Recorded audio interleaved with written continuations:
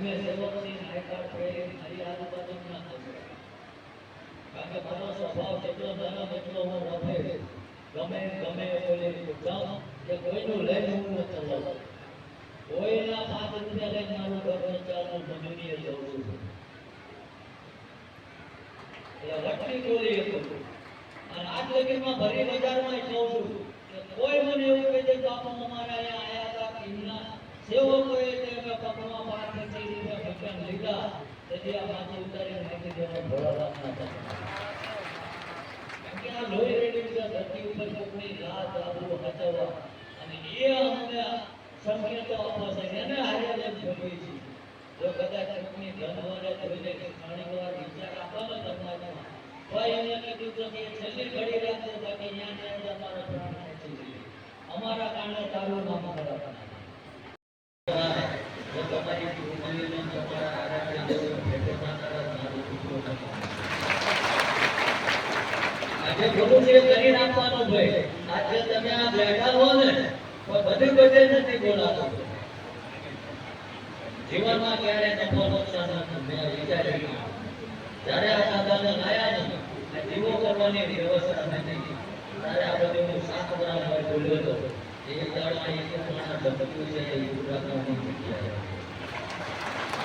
એટલે દુનિયા બની ગયેલું બોલતું હોય છે આપણે બનેલું ન બોલતા જે મારા કાકા બોલાવે એ બોલું છું અને એ થઈ જાય પણ આ તમે જે આઈટી કરો છો રગતો કે આઈટી હોવા માટે મારા બાપા સમજે મારા બાપ જાય ધર્મમાં આઈડિયા નો છે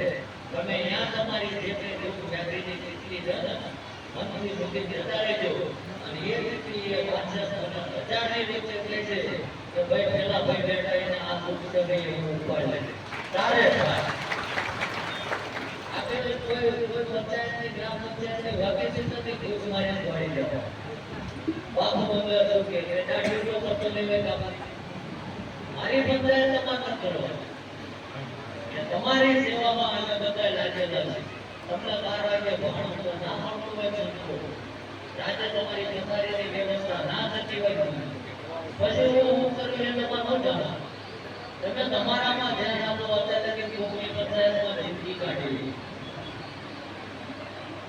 યાદ એવું છે જો જમતી થઈને રહેશે તો મારો વિશ્વાસ છે કે જે હું કરી લો ને તમે કરી આપણને આદત પડી ગઈ છે કાના પાપ પડી લઈ લીધી પણ અમને સખી છે એવું કોઈ શેર નથી અને જે કદાચ એટલી પદવી પામી ગયું ને તો એ ઉપાય ઉચિત કરવા જતો રહે એથી કોઈ ટાઈમ ન બગાડે કારણ કે મનુષ્ય જે કંઈ ભોગવી રહ્યો છે ભાઈ એના કરેલા કર્મોની સજા ભોગવી આ રીતે વાગ્યા આ સ્વીકારવાનું અને એ કર્મોમાં જે છૂટું હોય ને તો મારા કર્મ આગળનો ઇતિહાસ બોલે છે 4.5 થયા વાલે લેતા કહે છે આ બધા જેટલા તો આપણા પાપ ન કર્યા ને બસ થોડો વખત નહીં લેવાનો છે કોઈ પણ મંદિરે જાઓ તો આપણે આસ્થા લઈને જાઓ આંકડી લઈને ના થઈ જાય આપણે આંકડીની વધે છે કારણ કે આપણે બેંક જોડે લોન લઈ લઈએ 2 ડોક્યુમેન્ટ ઓછા હોય ને કોઈ તમને ક્યાં જમીન લઈને કાગળિયા ઓછા પડે આ લેતા હો અને તોય તમારી ઇન્કમ પૂરી પૂરે તો ભાઈ તમે આ હપ્તા ભરી ઇન્કમ નહીં કરી તો એમ તમે આ લોન લેવા આવો તો એ કેટલી ખબર છે કેટલી જગ્યાએ જઈને સોના દાળિયા છે ત્યાં હજારના ભાવના ડોક્યુમેન્ટ મૂકી દો અને જો એનો તમારી ઇન્કમ પ્રેશર કરી દે તો માંગવા જાય આ તમે બધા બેઠા છો હવે તો આવતી રીતે આવો બધા ગામડા રૂપિયા દેતા છો આવો ખરા તમે કોણ કે તમે માંગી બાપુ એ સાચું એમ તમે જેટલા બધા આવ્યા છો માગવા જાઓ તો તમને લખો છો તમને બધાને કીધું એ તમારી લાયકાત હોય છે કે આ કેટલો ટાઈમ આવવાનો છે આ કેવો વ્યક્તિ કેવો છે આ કેટલો આનો સારો વ્યવહાર છે કેટલો લોકોને મદદ કારણ કે ઘણા નારું થઈ જાય તો કામને હાલવા ના આપે ગમે આ દાદા ભારત કેટલો પૂછ્યો નહીં જેને પેલું કરવાનો એટલે કે અમે ભણા છે એ લગાવવાનો એટલે કે અમારી એવી બધી પરિસ્થિતિ છે પહેલી સ્થિતિમાં બેહવું એટલે હક જમા. એટલે સારા કાર્ય કરશો તો પરમાત્મા પાસે ક્યારેય કોઈ જરૂર નથી. પરમાત્મા આપવા આવતો. આ હું તમને વચન આપું. અને જે કોઈ આ તમે પાર્કિંગથી લઈને જે તમારું જમવાનું પૈસો ને કોઈ પગારદાર નથી. જે તે સમયે સેવા કરવા તમારી જેમ જ જોડાવા આવ્યા હતા. અને આ દાદાએ અકળાવીની મદદ કરી છે. અને અઠવાડિયામાં પોતાના નોકરી ધંધાથી એક રજા લઈને અને સેવામાં આપવા આવ્યા છે. એટલે સેવા કરો જ્યાં તમારું મન લાગે. હું નથી તો કાંઈ જાઓ. આ ઘણા ગામ નવા નવા સેવક જોડાય સમાજ કયા પૂછી જાય આઈ કાર્ડ ફેરે. હું એનો સેવક છું મારે એટલું દુઃખ છે. સેવક હોય મારો ઠાકર દુઃખ ના રહેવા દે. તારી સેવામાં ફેર છે. તો સેવક બન્યો છું પણ શોર્ટકટમાં જોડાવા માટે એ કોઈ આ રડો નથી. એટલે એવા સ્વયંસેવક આપવા જોઈએ ના હું જાહેરમાં કહી દઉં કોઈ ડર નથી. એ જો તમારે ₹2 છે જો તમારી આ હોય તમારો ઠાકર કલર છે અને નિસ્વાર્થ ભાવે સેવા હોય અને જો તમે આ કદાચ સેવા કરતા ઘરે હાથ ના પકડાવો તો મારું દીવા મારો બીજું તમને મારા અંતરતા વિશે એ વાત કરી કે ઘણા એવા વકીલો પણ એક નાનકડી એવું ઉપમા આવશે કે જે તે કાર્ય જે પચાવવાનો વિરોધ નથી અમારો છે એનો વિરોધ છે. એ કાર્ય મારી જેવો બેઠો હોય એના ગળામાં 2-4 ચેન છે અને ગાનાની 8-10 વિડીયો જાય એકાદ મનાને લખી જાય તો આ આવવાવાળા તમને ત્યાં પૂછવા જાવ તો તમને પૂછશે કે તમારો નોકરી ધંધો સારો હાલનો મારો કેટલો આવું ત્યાં જોયું ત્યાં નથી કહેતા એ આટલું મોટું ફેરી બેઠા હોય એ પછી તમને એવું કહી દે કે કદાચ તમારું કામ થઈ જાય ત્યાં કેટલા વાપરો કહેશે ને તો મને એ નથી સમજાતું એ માતાજી કે એ ભગવાન આ ઘણા બેઠા છે કે કાલ એની કરતા રોટલો ખવડાવવા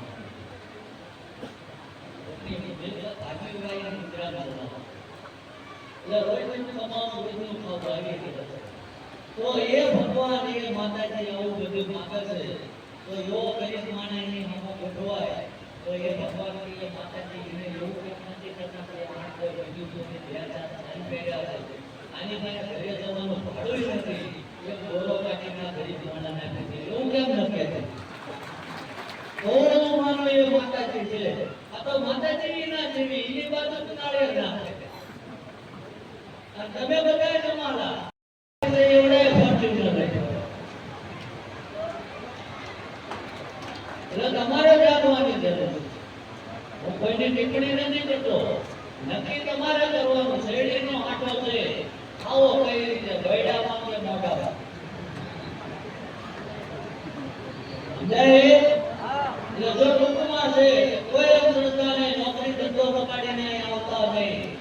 પરિશ્રમ કરવો જરૂરી કારણ કે જો પરિશ્રમ વગર મળતું હોય તો મારા ભગવાને મત જાય રહેવા દે અને એવું કે કોઈ નોકરી નથી જા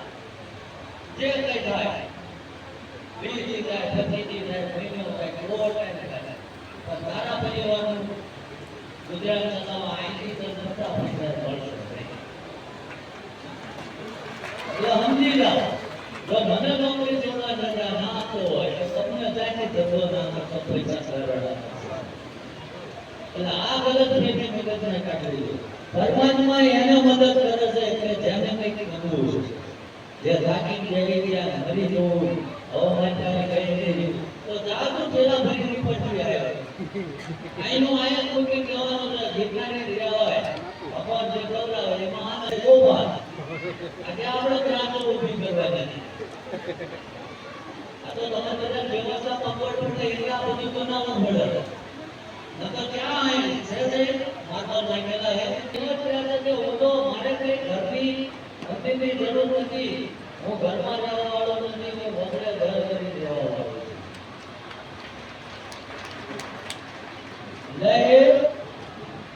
એટલે આ જાગૃતતા જ્યારે ઉતરી જાય મગજમાં જેને આ સસ્તું અને આ તમે જગ્યામાં બે 5 વારનો દાદાને યાદ કરો. જો શરીરની અંદર વાઇબ્રેશન ના થાય તો હું આ પરડું મૂકી દઉં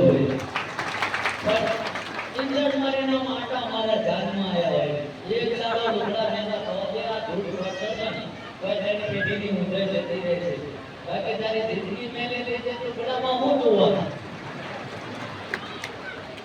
સમજાય છે એટલે હોય છે તમને સૂચના આપે એને અનુસરવાનું છે અને જીવન જાણે દાદાને એ પ્રાર્થના કરું છું અને હું સૂર્યનારાયણને ના દાદાના સાનિધ્યમાં સાક્ષી કરું છું મારે કઈ નહીં થયું પરમાત્માને જે કીધું છે સારા આશીર્વાદ મારી દીધો છે ને એવું જગ્યાએ જીવન કોઈ દાદા મેં ગામમાં રાખી